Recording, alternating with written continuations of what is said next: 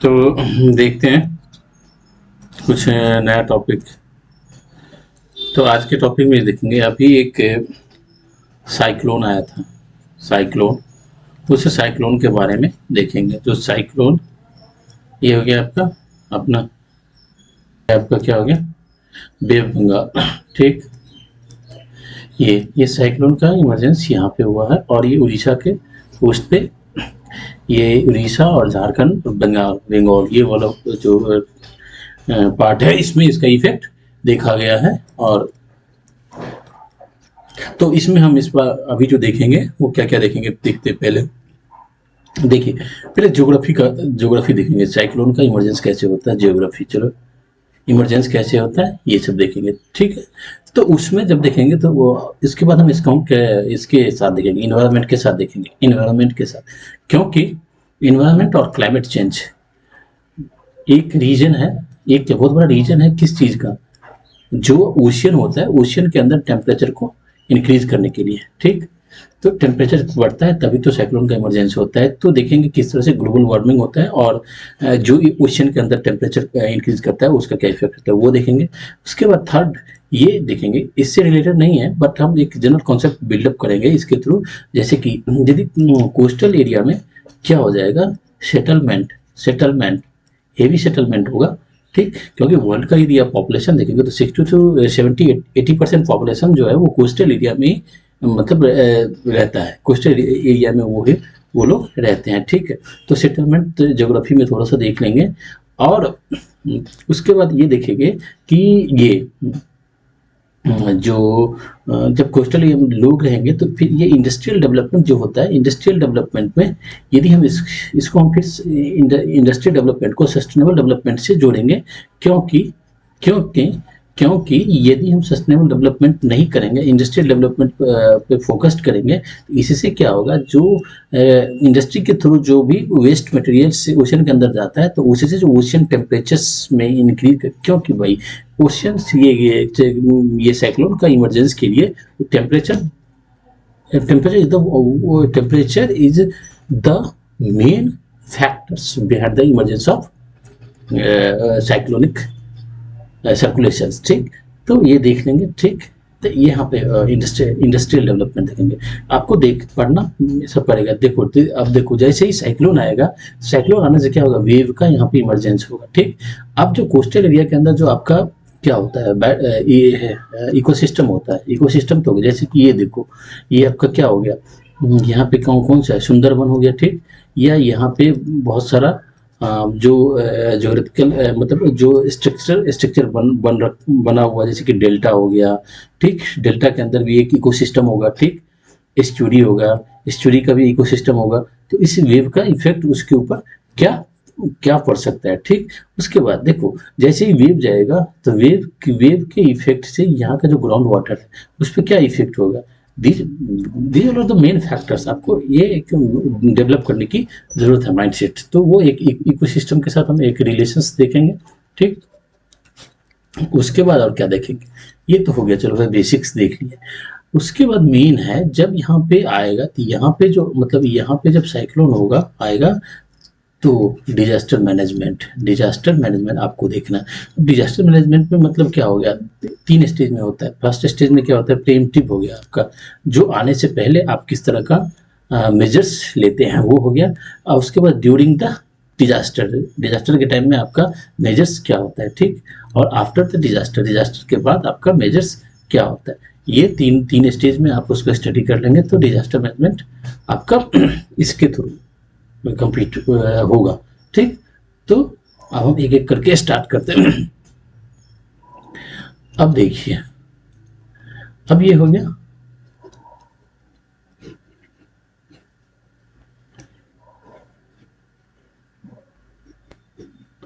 देखिए साइक्लोन के लिए जो फेवरेबल कंडीशंस होता है, फेवरेबल कंडीशंस, उसमें सबसे पहले क्या होता है, टेम्परेचर। जो ओशन वाटर का टेम्परेचर होना चाहिए 27 डिग्री होनी चाहिए। ठीक, तो पहले वो देखो, साइक्लोन में ये हो गया, वाटर मास हो गया। ठीक, ये वाटर मास होता है। तो जब यहाँ पे जब लो प्रेशर होगा, इसके सेंटर में क्या होगा, लो प्रेशर होगा, ठीक। तो लो प्रेशर होगा तो जो साइक्लोन आपका नॉर्दर्न हेमिस्फीयर में होता है वो एंटी क्लॉकवाइज उसका मूवमेंट होता है, ठीक। इस तरह से इसका मूवमेंट होता है बिकॉज ऑफ, ठीक, इस तरह से होगा। तो यहाँ पे लो प्रेशर होगा, तो लो प्रेशर किसकी वजह से होता है, टेम्परेचर की वजह से। टेम्परेचर बढ़ेगा तो यहाँ का जो मतलब वेपराइजेशन होगा, जो वेपर बाहर निकल जाएगा। वेपर बाहर निकलने के बाद क्या होगा, यहाँ पे लो प्रेशर बन गया, ठीक। लो प्रेशर बनने के बाद यहाँ पे ये एयर मास जो है इसके तरफ आएंगे चारों तरफ, ठीक। तो पहले ये क्या होगा, लैंड पे यहाँ पे इस पे डेवलप होता है, ठीक। एक होता है कोरियलिस फोर्सेस, कोरो, ठीक। ये कोरियालिस फोर्सेस यहाँ पे मैक्सिमम होता है, यहाँ पे मिनिमम होता है इक्वेटर के ऊपर, और यहाँ पे क्या होता है, मैक्सिमम होता है, ठीक।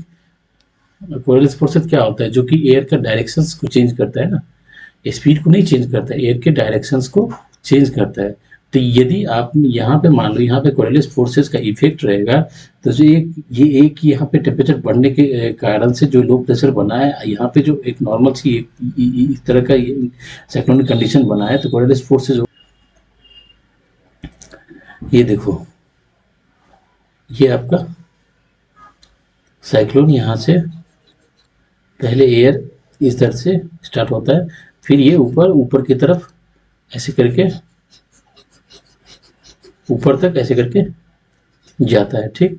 ये इसका हो गया साइक्लोन्स का आई बोला जाता है। यहाँ पे बारिश नहीं होती है, यहाँ पे बारिश बहुत ज़्यादा होती है, ठीक।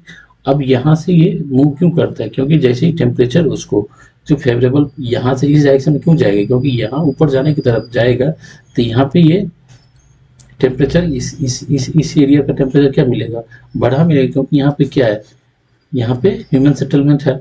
तो ऑब्वियसली यहाँ से जो वाटर इसमें रिलीज होगा तो टेम्परेचर को बढ़ाएगा, ठीक। दूसरा चीज़ क्या होता है, लैंड का इफेक्ट है, लैंड मास का भी इफेक्ट पड़ता है इसके ऊपर, ठीक। तो ये टेम्परेचर बढ़ेगा, तो जिधर टेम्परेचर बढ़ा रहेगा उस तरफ ये मूव करेगा, ठीक। इधर इधर इधर आने के बाद अब जब जैसे ही ये यहाँ पे टकराएगा, तो टकराएगा तो इसकी इंटेंसिटी यहाँ पे बहुत ज़्यादा रहेगी कोस्ट के पास यहाँ पे, लेकिन ये इस तरफ जाता जाएगा, इसकी इंटेंसिटी खत्म होती जाएगी, क्योंकि इसको एनर्जी जो मिल रहा है कहाँ से मिल रहा है, ये वाटर बॉडी यहाँ से मिल रहा है एनर्जी। तो यहाँ का इसका एनर्जी का सोर्स खत्म हो जाएगा, तो इसका इफेक्ट खत्म होता चला जाता है, ठीक।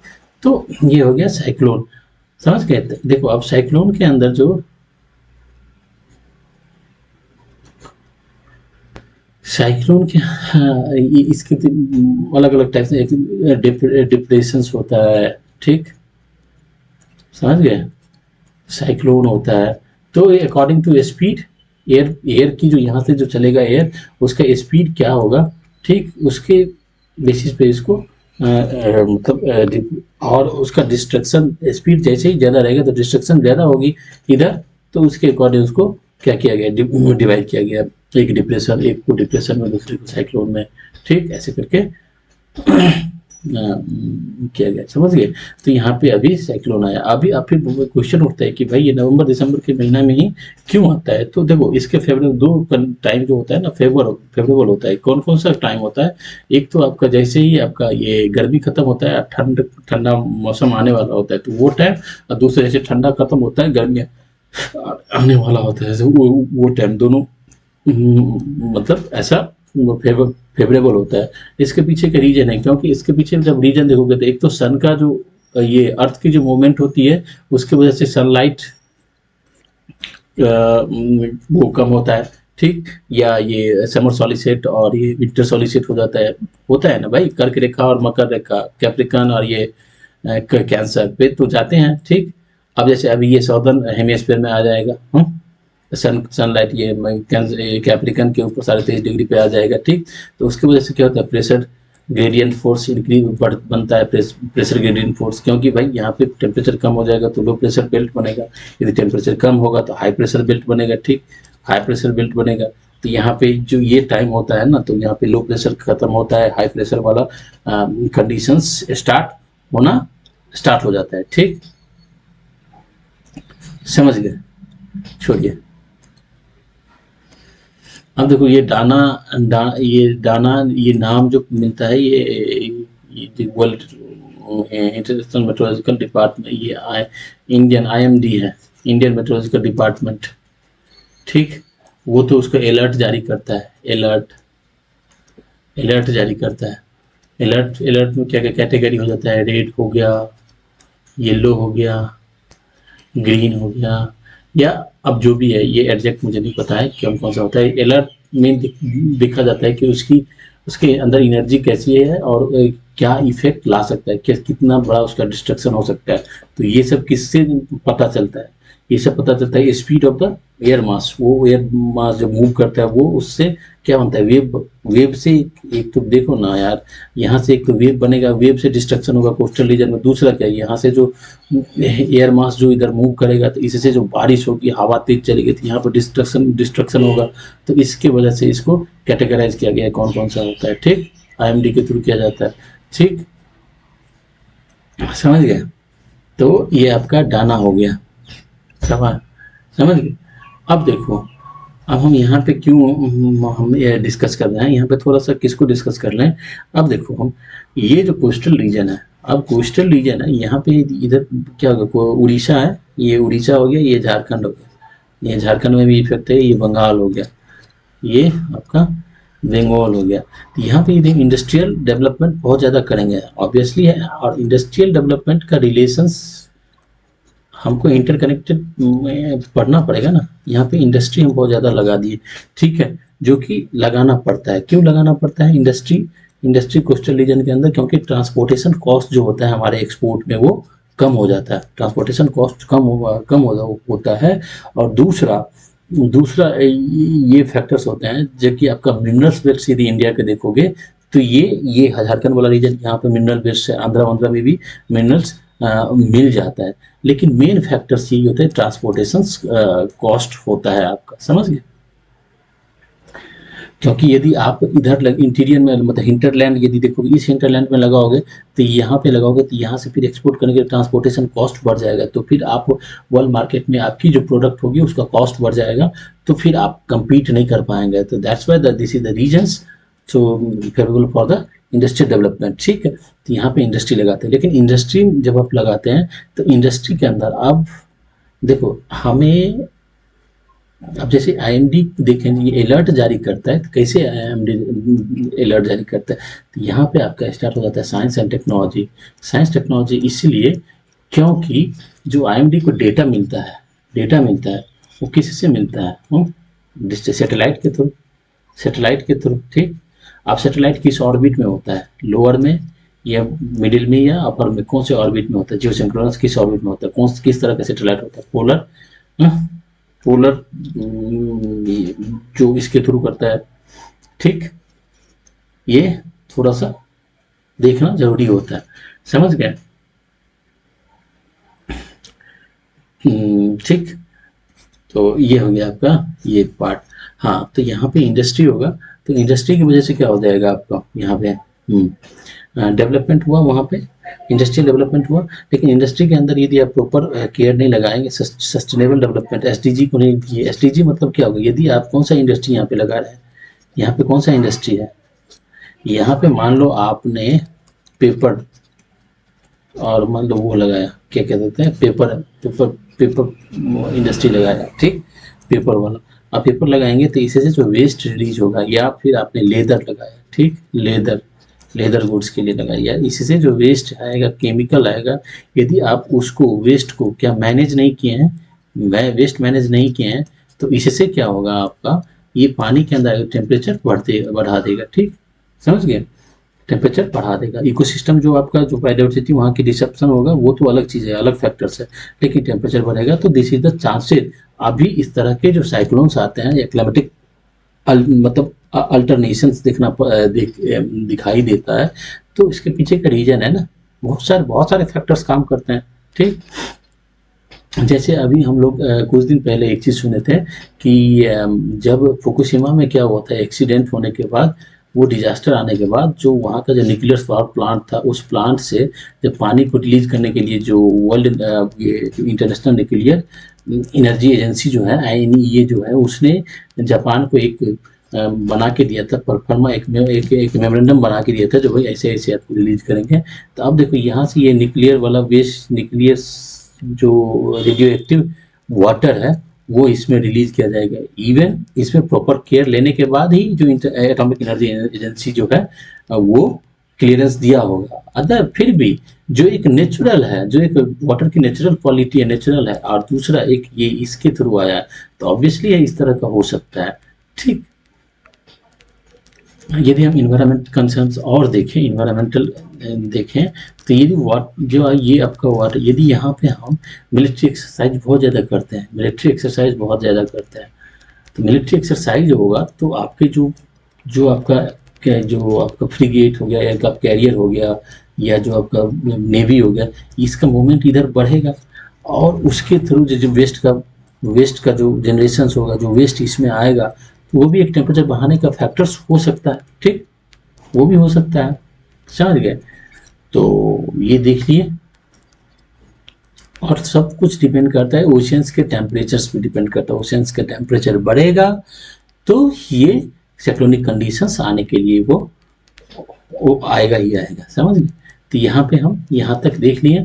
उसके बाद हाँ, इंडस्ट्री देख लिए।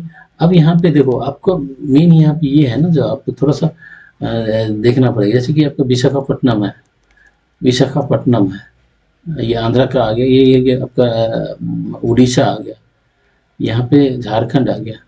ठीक, तो यहाँ पे इंडस्ट्रियल ग्रोथ किस तरह का है, ठीक, इंडस्ट्रियल डेवलपमेंट किस तरह का है, तो इससे आप अंदाज़ा लगा सकते हैं जो भाई इस तरह यहाँ पे डिजास्टर किस तरह का आ सकता है। दैट्स वाई, समझ गए। अब इंडस्ट्रियल यहाँ पे एसडीजी को हम क्यों कह रहे हैं, क्योंकि सस्टेनेबल को जब हम अपनाएंगे, अब सस्टेनेबल क्या हो सकता है, सस्टेनेबल यहाँ पे क्या हो सकता है, जैसे देखो सस्टेनेबल, जैसे कि आपने जो इंडस्ट्री लगाया तो उसमें जो एनर्जी को आप यूज कर रहे हैं वो आप क्या करो, जिस एनर्जी से कार्बन डाइऑक्साइड और जो भी पॉल्यूटेड मतलब सल्फर हो गया, सल्फर डाइऑक्साइड या इस सब तरह का जो गैस रिलीज होता है वो रिलीज ना हो, वो रिलीज ना हो।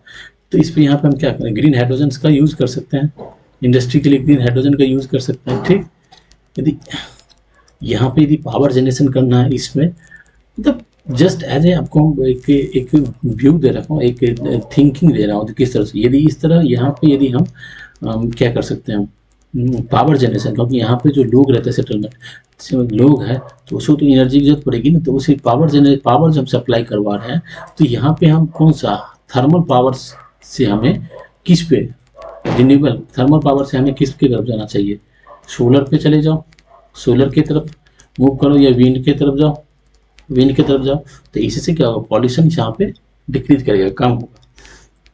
ठीक, क्योंकि नोट आप फिर बोलेंगे जो भाई ये गैस है तो इससे कैसे इस पे इफेक्ट पड़ेगा, पड़ता है भाई।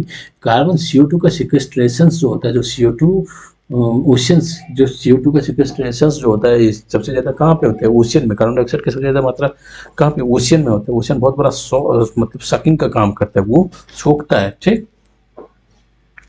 इसीलिए तो चलो अब यहाँ तक रखते हैं। नहीं, आगे देखते हैं, आगे हम इसमें देखेंगे क्या। अब देखो यहाँ पे इकोसिस्टम्स को क्या इफेक्ट पड़ेगा।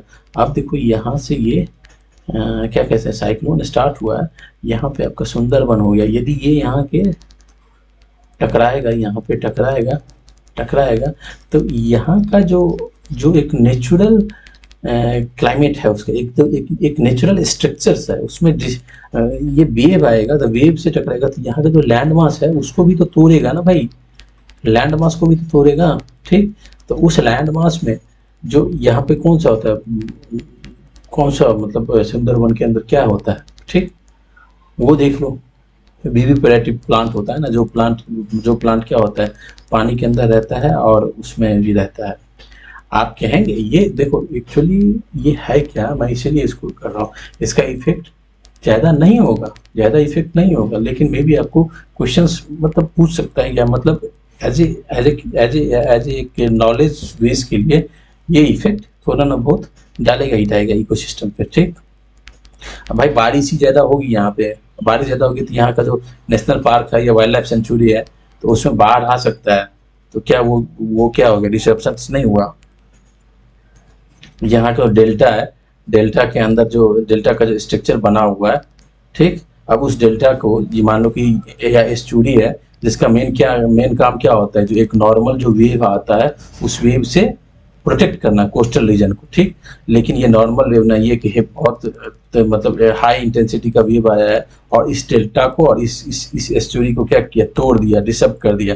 तो उसके बाद क्या होगा, इस ये डेल्टा और ये एस्चुरी बनने में बहुत टाइम लगेगा, वर्षों लगेगा।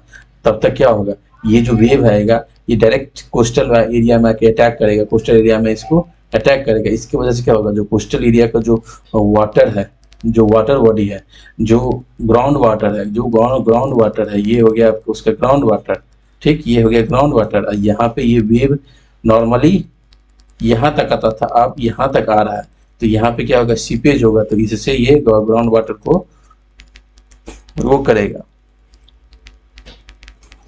नमकीन कर देगा। That very it is perspective.